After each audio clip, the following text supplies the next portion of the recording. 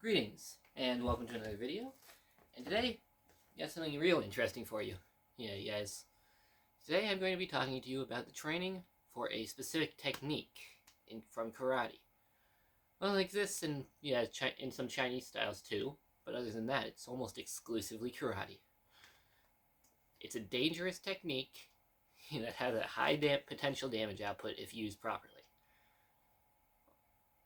That technique is the nukite, or the spearhand. Basically stabbing a person with your fingers. And we're not talking the self-defense version with the finger jabs. I honestly don't like finger jabs. It's less like that, and it's more. And the pulling this back is just because you don't throw a technique out and hold it there. You pull it back, regardless of how much damage it actually deals. Now, for this technique, you're striking with the tips of your fingers. And generally, you're going to want to aim for soft spots in the body, such as the neck, in any position, really. Certain spots on the arm. And these spots right here are really good. I once heard a Kyokushin fighter, well, not a fighter, it was an old man, definitely could, win fights, but he was just demonstrating the training for the technique. He specifically said what he would do is he would throw a spear hand here, and then grip the floating rib by bending the end of his fingers, and then pull. And I remember once seeing a video, can't find it anymore, where a Kyokushin practitioner actually put a spear hand through the side of a hanging pig. So when properly trained, this technique is powerful, dangerous, and all in between. You just need to properly train. Now, how do we go about training for this technique? Well, for starters, drill the technique. That's just a no-brainer. Gotta get the form right. Especially with this, because you have to have proper articulation of every joint in the finger. Because if one of them is locked out, then suddenly your fingers are bending backwards and they're broken. And as a person who's broken plenty of fingers in this time, it's not fun.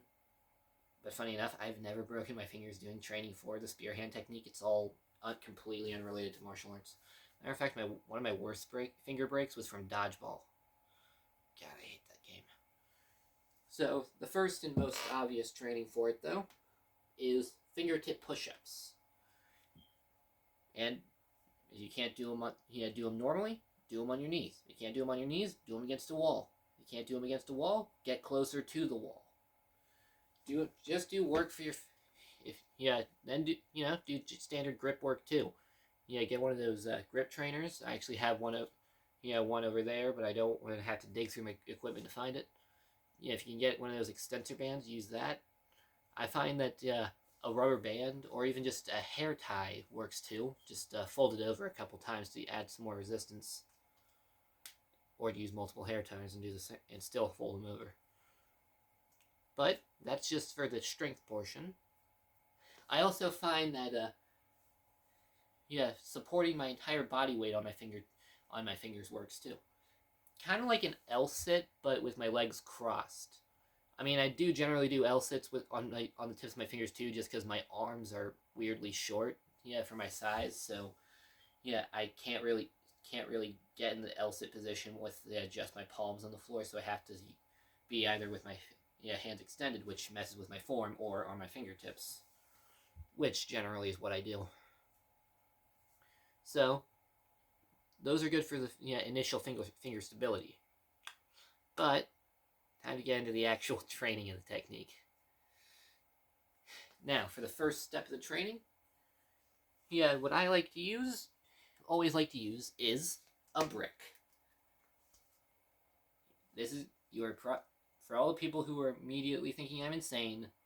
You're right, but not for the reason you think. We're not going to actually be throwing a nukite into this. What you're going to do is curl your fingers in like this, and then just tap them into the brick.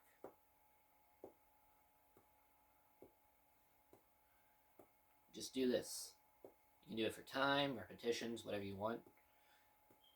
Now I've been doing this for almost 2 years now, so it's harder for me to notice, but just the fingertips have more pain receptors than any other part of the human body. So, well, except for guys, but yeah. So at first, this will hurt like crazy, but what's this doing? Conditioning the tips of your fingers, and just strengthening them to allow for you to handle the technique better, and also it helps with dealing with the pain of hitting things with the tips of your fingers. And trust me, for a while there is that. Especially when people block the spearhand technique. Especially when they block it by punching it. That happens a lot in my dojo. Okay, there's one guy that does it. But he hits hard. I actually did a video where I sparred with him back when I sucked. I think it was quite a while ago. I remember, we actually went back to my house and recorded that video because our jiu-jitsu class was canceled. But, okay, so now that that's out of the way, what do we have next? Well, time for something that you guys have definitely seen before, just out of reach, my iron palm bag. Now, we're basically doing the exact same thing to this, just with more force, and we're separating the fingers a bit. Just move it around. And again, repetitions, time, whatever you want to do. And you can have your fingers slightly more straight with this. Just try not to, just don't use too much force to where you actually hurt yourself. Now for the next method training, and the second to last, what you're going to need for this is a bucket and something to fill it with. Now, there are actually 4 stages of progression for this training. And all of that is just what you put in the bucket. You start with sand, then you move on to peat gravel, then river stone, and then steel shot. Now me, I'm actually on the level of peat gravel. And what we're going to do with this is we're going to throw spear hands into this. And yes, it hurts. Matter of fact, I didn't know that smoothened peat gravel was a thing until after I had already bought it, and I don't have much money. So there have been numerous times where I've done this only for my fingertips to be bleeding afterwards, and people start to ask questions if you are doing things with bleeding fingertips. So even I had to cave and start wearing gloves. But now, if I were you, I'd find the bags of smoothened peat gravel. So wear the gloves for it. Now I'm going to put on one glove just to be able to do a quick demonstration of the technique in the gravel.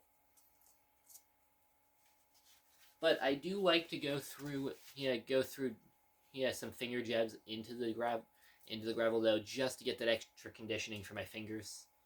But I do it without the glove. Just like to get that bit of finger conditioning in, but can't do it long term with the force of the actual spearhand. I always will have this on the ground, but I'm raising it up here for the sake of the demonstration. But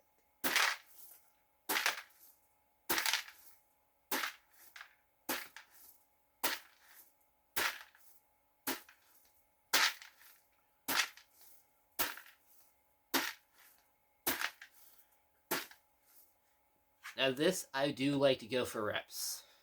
Generally, I'll do 100 on each side. Generally, sometimes I alternate between hands while doing this. Sometimes I won't, but I still like to get 100 on each side. So, I'm going to take off the glove, and then we're going to get to the final training method. This is the most recent one I've done, and I find it to be the most interesting. Alright, now, here we got my reflex bag. Now, what we're going to do is, we're going to get our hands in the spearhand position, what we're going to do is throw the spear hand into it. Now, this is great practice for actually doing the technique until you manage to build up the finger dexterity to be able to do it on things that are harder, like a hanging iron palm bag, which is generally what you do, but I really don't want to break my fingers considering that I'm about to get into my MMA career, so. Now, you want to have it stationary for throwing the spear hand.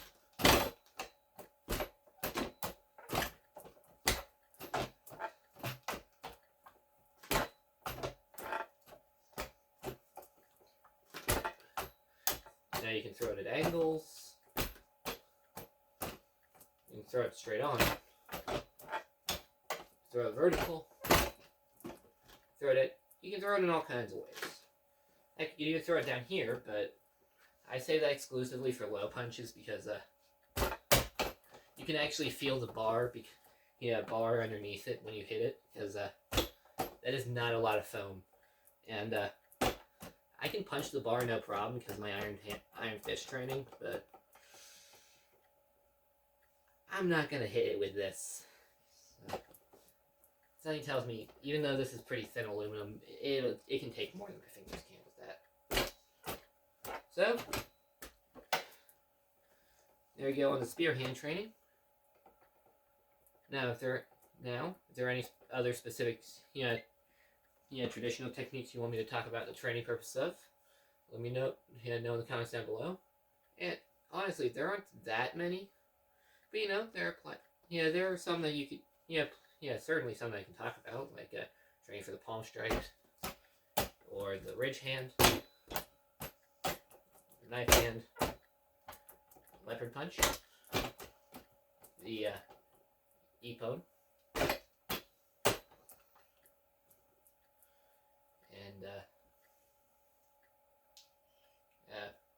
this one that I don't know the name of.